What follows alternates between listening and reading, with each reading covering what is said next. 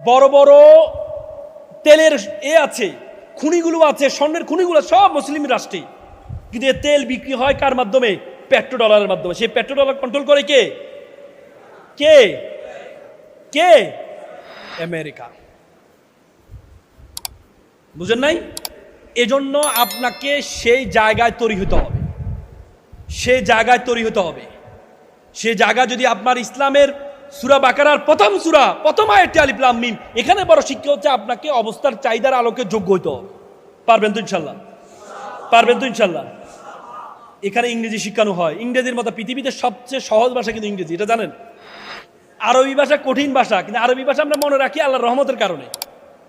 পৃথিবীতে কেউ হাফেজ কোরআন মুখস্থ করেছে, কিন্তু সে গুনাহে লিপ্ত, সেই ব্যক্তি কোরআন মুখস্থ রাখতে পারে?